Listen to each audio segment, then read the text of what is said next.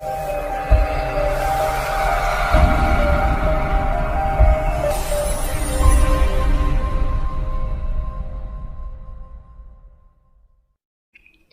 everyone, welcome to my first video. Today we are going to start electrochemistry chapter of class 12th. This is very important topic for board as well as competitive exam. So चलिए chapter को start करते हैं। लेकिन एक चीज़ जो आपको पूरे chapter में ध्यान रखना है, ये चैप्टर बहुत ही कॉन्सेप्चुअल है, तो कॉन्सेप्ट को आपको बहुत ही अच्छे से लर्न करना है, तभी आप प्रॉब्लम को सॉल्व कर पाओगे। ओके, तो आइए सबसे पहले देखते हैं कि इलेक्ट्रोकेमिस्ट्री चैप्टर में हमें किन किन चीज़ों की स्टडी करनी है। तो एक तो सबसे पहला हिंट्स आपको नेम से मिलेगा।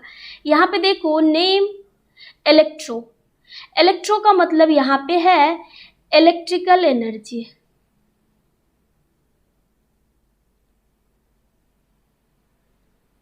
और दूसरा पार्ट है दैट इज केमिस्ट्री, केमिस्ट्री का मतलब यहाँ पे है केमिकल एनर्जी।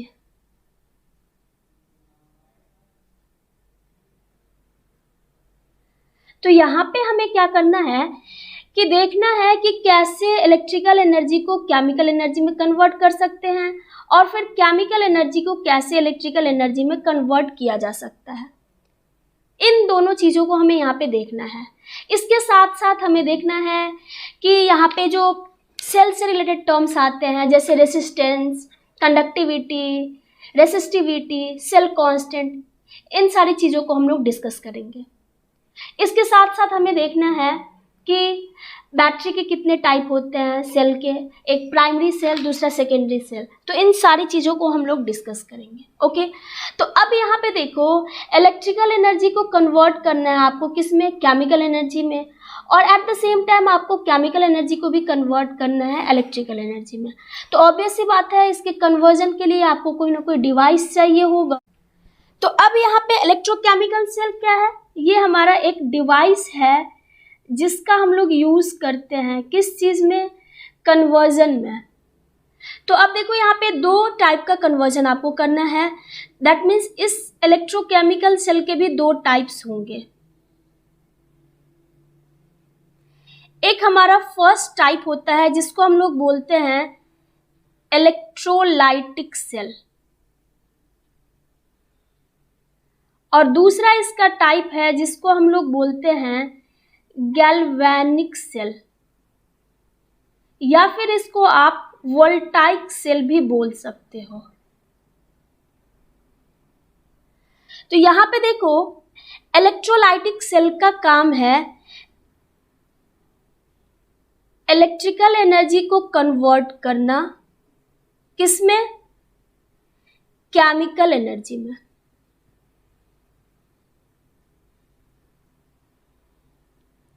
और जो हमारा दूसरा टाइप है गैल्वेनिक सेल, इसका काम क्या होगा, तो अब आप खुद ही बोल सकते हो कि इसका काम इसका जस्ट अपोजिट होगा पहले वाले का, मतलब केमिकल एनर्जी को कन्वर्ट करना है किस में, इलेक्ट्रिकल एनर्जी में।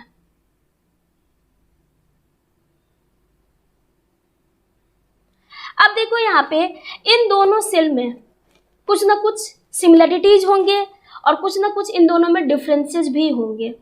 क्योंकि सिमिलरिटीज इसलिए होगा क्योंकि दोनों ही एक सेल का टाइप है, और डिफरेंस क्यों होगा, क्योंकि जब तक डिफरेंस नहीं होगा तो फिर हम लोग दो टाइप क्यों बनाएंगे, तब तो एक ही टाइप होता ना।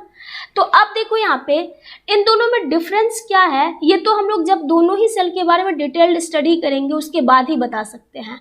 लेकिन अभी एक चीज़ आपको ध्यान देना है कि इन दोनों में सिमिलरिटीज़ क्या है ये हमें समझना है। तो यहाँ पे कुछ टर्म्स होंगे जो आपको दोनों ही सेल में यूज़ करना होगा। तो सबसे पहला जो टर्म आता है दैट इज इलेक्ट्रोड।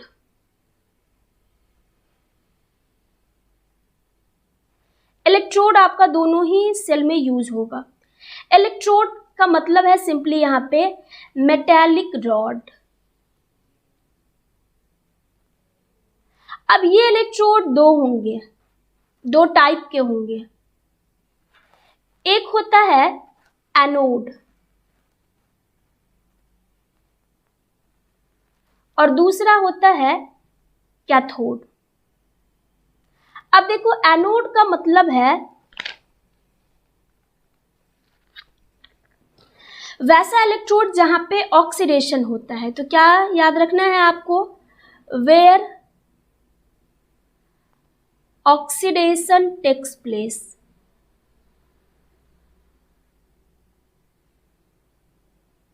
और दूसरा है कैथोड। कैथोड का मतलब जहां पे क्या होगा, where reduction takes place.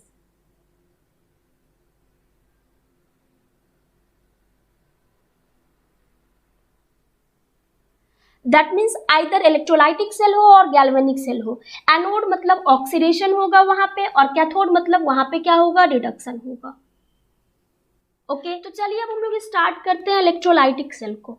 Electrolytic cell का काम क्या है, ये आपको पहले से पता है। इलेक्ट्रिकल एनर्जी को कन्वर्ट करना है किसमें, केमिकल एनर्जी में। तो देखो इलेक्ट्रिकल एनर्जी, तो यहाँ पे इलेक्ट्रिकल एनर्जी का सोर्स लिया है बैटरी। बैटरी में आप जानते हो कि ये हमारा पॉजिटिव टर्मिनल है और ये छोटा वाला जो ये है निगेटिव टर्मिनल। दैट मीन्स अब देखो इस पॉजिटिव टर्मिनल से ये मेटालिक रॉड जो कि इलेक्ट्रोड है ये कनेक्टेड है, तो इस पे भी कौन सा चार्ज होगा, पॉजिटिव चार्ज। और इस माइनस वाले से ये इलेक्ट्रोड कनेक्टेड है तो इसको बोलेंगे माइनस। अब ये दोनों जो मेटालिक रॉड आपको ब्लू कलर का दिख रहा है, ये दोनों क्या है, इलेक्ट्रोड है। इन दोनों में से एक होगा एनोड और दूसरा होगा कैथोड। कौन सा एनोड और कौन सा कैथोड है इसको अभी हम लोग आइडेंटिफाई करेंगे। साथ में देखो ये जो ब्लू कलर का सॉल्यूशन आपको दिख रहा है, दिस इज इलेक्ट्रोलाइटिक सॉल्यूशन। तो यहाँ पे आप कोई भी इलेक्ट्रोलाइटिक सॉल्यूशन ले सकते हो। हम लोग यहाँ पे एक्वस HCl ले रहे हैं, आप कोई भी ले सकते हो। इलेक्ट्रोलाइटिक सॉल्यूशन का मतलब आपको पता है, जब हम लोग किसी आयनिक कंपाउंड को वाटर में डालते हैं और अगर वो अपने कॉन्स्टिट्यूएंट आयन में ब्रेक हो जाता है तो that is known as electrolytic solution. Okay, अब यहाँ पे देखो कि क्या हो रहा है, ये इलेक्ट्रोलाइटिक सॉल्यूशन है। तो अभी बताया आपको ये अपने कॉन्स्टिट्यूएंट आयन में ब्रेक होंगे, तो यहाँ पे आपको कौन कौन सा आयन मिलेगा, एक मिलेगा H+ और दूसरा मिलेगा Cl-।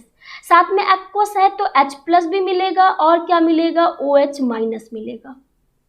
अब देखो यहाँ पे सॉल्यूशन के अंदर प्लस चार्ज और माइनस चार्ज, और इन दोनों मेटालिक रॉड पे भी क्या है, प्लस चार्ज और माइनस चार्ज। और हम लोग क्या जानते हैं कि opposite charge attract each other. तो ये देखो ये जो प्लस वाला पार्ट है H+, ये किसके तरफ अट्रैक्ट होगा, इधर राइट वाले इलेक्ट्रोड की तरफ, तो ये इधर जाएगा और यहाँ पे क्या कलेक्ट होने वाला है, H+। At the same time ये दोनों माइनस किधर जाएगा, इधर जाएगा, और यहाँ पे क्या कलेक्ट होगा, यहाँ पे कलेक्ट होगा Cl- और OH-। अब एक चीज आप देखो, ये रॉड पे कौन सा चार्ज, पॉजिटिव चार्ज, और इन दोनों आयन पे कौन सा charge, negative charge. That means in दोनों के बीच कुछ ना कुछ पोटेंशियल डिफरेंस है। दैट मीन्स क्या होगा, इलेक्ट्रॉन का फ्लो होगा, कहाँ से, हाइयर से लोअर की तरफ। तो कहाँ पे इलेक्ट्रॉन डेंसिटी हाई है, माइनस का मतलब इलेक्ट्रॉन डेंसिटी हाई है और प्लस का मतलब इलेक्ट्रॉन की डिफिशियंसी है। दैट मीन्स अब यहाँ से इलेक्ट्रॉन का ट्रांसफर होगा रॉड की तरफ। अब देखो यहाँ पे दो आयन हैं, दोनों ही इलेक्ट्रॉन डोनेट कर सकता है। अब इन दोनों में से कौन सा डोनेट करेगा, इसके लिए हमें डिस्चार्ज पोटेंशियल का ऑर्डर याद रखना होगा। तो देखो यहाँ पे डिस्चार्ज पोटेंशियल का ऑर्डर मैं लिख रही हूँ।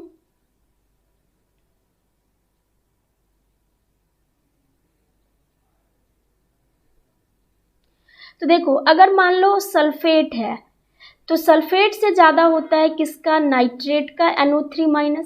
इससे ज़्यादा होता है हाइड्रोक्साइड का और इससे ज़्यादा होता है Cl- का। तो अब यहाँ पे देखो OH- और Cl- दोनों है, तो पहले किसका होगा, Cl- का। ओके, अब ऐसे ही आप देखो राइट साइड में ये माइनस चार्ज है और ये प्लस चार्ज है, मतलब फिर से यहाँ पे पोटेंशियल का डिफरेंस है, तो फिर से इलेक्ट्रॉन का ट्रांसफर होगा। अब यहाँ पे रॉड से किस में होगा, केटाइन में होगा।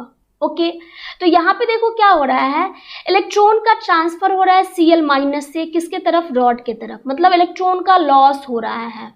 केटाइन यहाँ पे एनाइन क्या कर रहा है, इलेक्ट्रॉन का लॉस कर रहा है, मतलब लॉस ऑफ इलेक्ट्रॉन मतलब ऑक्सीडेशन। तो यहाँ पे इस इलेक्ट्रोड पे क्या हो रहा है, ऑक्सीडेशन हो रहा है, इस वजह से इस इलेक्ट्रोड को हम लोग बोलेंगे एनोड। बताया था आपको, एनोड मतलब जहाँ पे ऑक्सीडेशन हो। और यहाँ पे देखो ये H+ इलेक्ट्रॉन को गेन करेगा, रिडक्शन होगा, तो इसको हम लोग बोलेंगे क्या, कैथोड। क्लियर है। अब देखो यहाँ पे अब हमें क्या करना है, रिएक्शन को लिखना है। तो देखो रिएक्शन क्या होगा, इन चीजों को हम लोग डिस्कस करते हैं। तो यहाँ पे देखो एट एनोड, एनोड पे क्या हो रहा है, देखो Cl माइनस क्या करेगा, क्लोरीन में खुद चेंज होगा और लॉस ऑफ इलेक्ट्रॉन होगा। लॉस ऑफ इलेक्ट्रॉन मतलब ऑक्सीडेशन। सो यहाँ पे मैंने लिख दिया एट एनोड क्या हो रहा है, ऑक्सीडेशन हो रहा है। अब देखो एक Cl क्लोरीन एटम तो स्टेबल होगा नहीं, और वैसे भी इस सॉल्यूशन में बहुत सारे Cl माइनस होंगे, तो Cl माइनस, दूसरा Cl माइनस भी किस में चेंज होगा, क्लोरीन, और लॉस ऑफ इलेक्ट्रॉन। अब ये दोनों क्लोरीन एटम एक दूसरे के साथ मिलकर क्या बना लेंगे, क्लोरीन गैस बना लेंगे, क्लोरीन मॉलिक्यूल बना लेंगे। क्लियर। अब ऐसे ही देखो यहाँ पे एट कैथोड क्या होने वाला है, कैथोड पे क्या रिएक्शन हो रहा है, देखो H प्लस इलेक्ट्रॉन ले रहा है और ये चेंज हो रहा है हाइड्रोजन एटम में। यहाँ पे देखो gain of electron, gain of electron का मतलब होता है रिडक्शन। सो यहाँ पे क्या होगा, रिडक्शन होगा। फिर से हाइड्रोजन एटम अनस्टेबल होगा, तो बहुत सारे हाइड्रोजन एटम होंगे, ये इलेक्ट्रॉन ले करके हाइड्रोजन एटम में चेंज होंगे और दो हाइड्रोजन एटम मिलकर हाइड्रोजन मॉलिक्यूल, हाइड्रोजन गैस बना लेगा। तो यहाँ पे देखो एक चीज क्या होने वाला है, ये जो हमारा लेफ्ट वाला इलेक्ट्रोड है जहाँ पे क्या कलेक्ट होगा, यहाँ पे क्लोरीन गैस कलेक्ट होगा। क्या कलेक्ट होगा, क्लोरीन गैस। और यहाँ पे क्या कलेक्ट होने वाला है, हाइड्रोजन गैस कलेक्ट होने वाला है। क्लियर। मैकेनिज्म आई थिंक आपको समझ में आया होगा। एक बार मैं फिर से बता रही हूँ, देखो इलेक्ट्रोलाइटिक सेल में क्या है, इलेक्ट्रिकल एनर्जी कन्वर्ट हो रहा है किसमें, केमिकल एनर्जी में। तो क्या करना है, हमें सबसे पहले इलेक्ट्रिकल एनर्जी का एक सोर्स लेना है, जो मैंने यहाँ पे बैटरी लिया है। अब इस बैटरी की वजह से क्या हो रहा है, यहाँ पे देखो आयंस तो पहले से थे, बट ये आयंस का ऑक्सीडेशन और रिडक्शन नहीं हो पा रहा था। क्यों नहीं हो रहा था, क्योंकि ये नॉन स्पॉन्टेनियस रिएक्शन था।